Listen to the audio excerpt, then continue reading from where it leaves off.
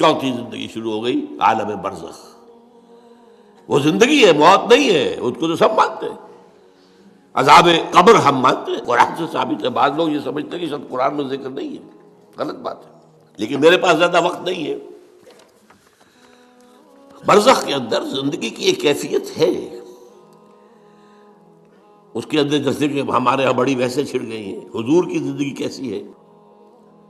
آیا ایسی ہے جیسے دنیا میں تھی یا اس سے کچھ مختلف ہے؟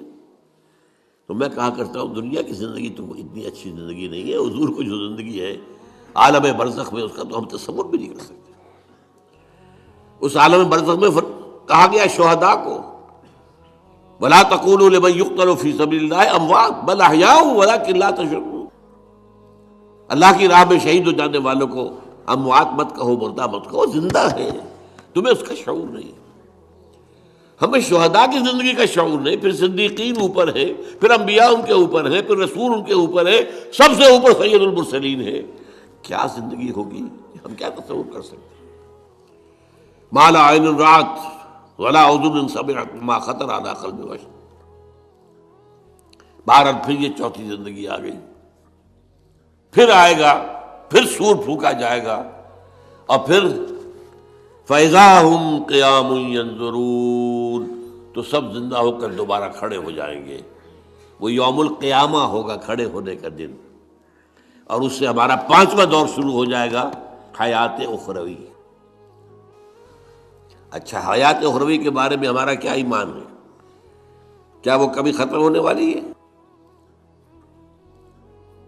وہ تو ابدی ہے۔ فَإِنَّهَا لَجَنَّةٌ أَبَدًا أَوْ لَنَارٌ أَبَدًا۔ یہ پوری زندگی تو زندگی کتنی بڑی ہو گئی۔ تو اسے پیمانہ امروز و فردا سے نہ ناپ، جاویداں پہم دواں ہر دم جواں ہے زندگی۔ البتہ ایک کام کیا کیا ہے اللہ نے، یہ جو دو موتوں کے درمیان زندگی آئی ہے، پہلی موت جو کہ ہم عالم ارواح سے، اس کے بعد سلا دیے گئے، موت آ گئی نا، پھر اللہ نے زندہ کیا۔ پھر جو ہماری موت آنے والی ہے، میری اور آپ کی، ان دو موتوں کے درمیان ایک زندگی کا حصہ کٹ گیا اس میں سے۔ یہ لمبا پروسیس، وہاں سے وہاں تک مبدا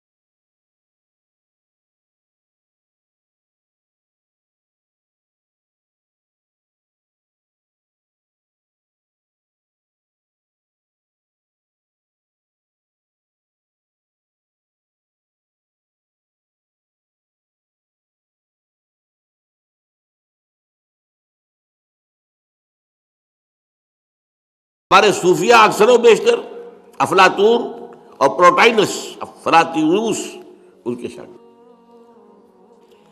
لہذا مولانا روم نے بڑا شکوے کے انداز میں کہا تھا، چند خوانی حکمت یونانیہ. تم کب تک یونانیوں کی حکمت پڑھتے رہو گے، یونانیوں کا فلسفہ پڑھتے رہو گے، یونانیوں کی میٹا فزکس، یونانیوں کی منطق. چند خوانی حکمت یونانیہ، حکمت قرآنیہ راہم میں خاں. کبھی ذرا قرآن مجید میں جو حکمت دی گئی ہے، جو فلسفہ دیا گیا ہے، جو حقائق بیان کیے گئے، کبھی ان پر توجہ کرو. اللہ تعالیٰ توفیق دے. میری دلی آرزو ہوگی کہ آپ میں سے جو ذہین لوگ ہیں، ظاہر بات ہے کہ یہ میدان ہر شخص کا نہیں ہے.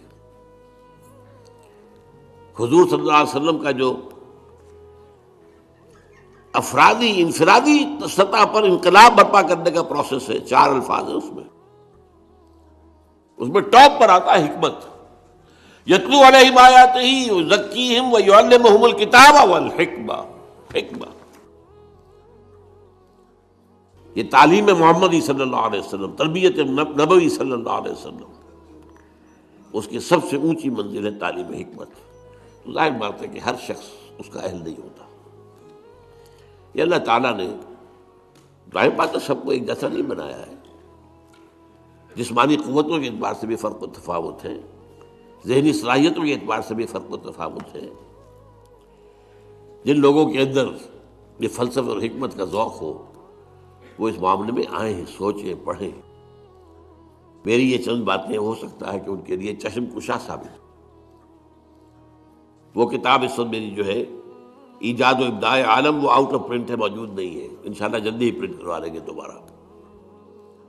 دیکھیے تخلیق کا مرحلہ اول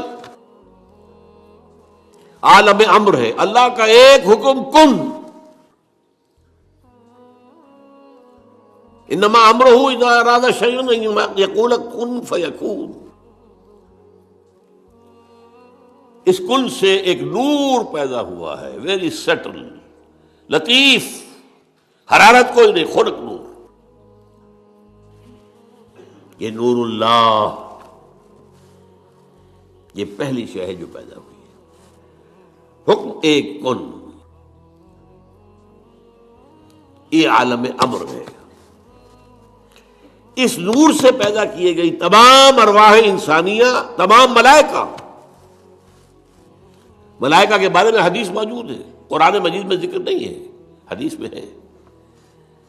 حضرت عائشہ رضی اللہ تعالی عنہا سے مسلم شریف کی روایت ہے کہ ان اللہ خلق الملائکہ من نور. یہ عالم امر ہے پہلے جو پیدا کیا گیا ہے. ایک نور، بسیط نور، لطیف نور. اس نور سے ارواح انسانیہ. انہی میں ایک روح محمدی بھی تھی نا، جس کو نور محمدی بھی کہا جا سکتا ہے.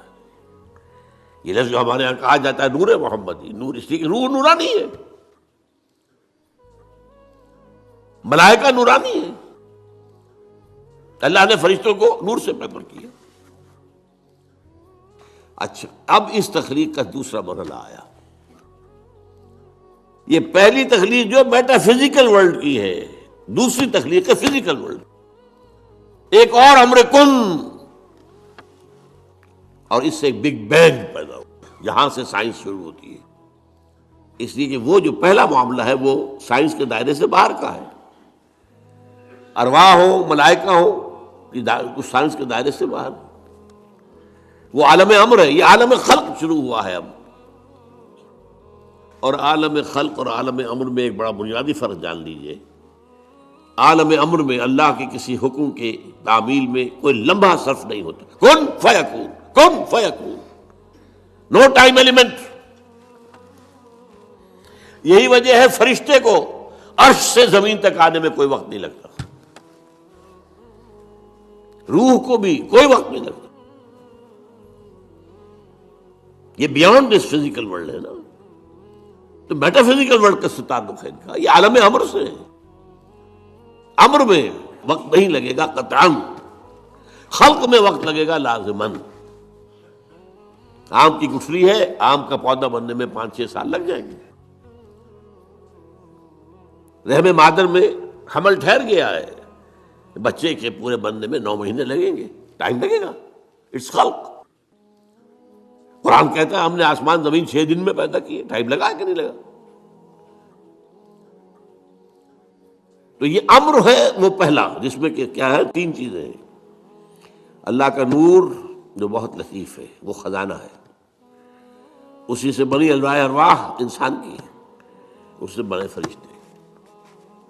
اور چوتھی چیز نوٹ کیجئے، وحی بھی عالم امر سے متعلق ہے، اس لیے کہ وہ ایک کمیونیکیشن ہے بٹوین روح انسانی یا روح نبوی اور الروح القدس۔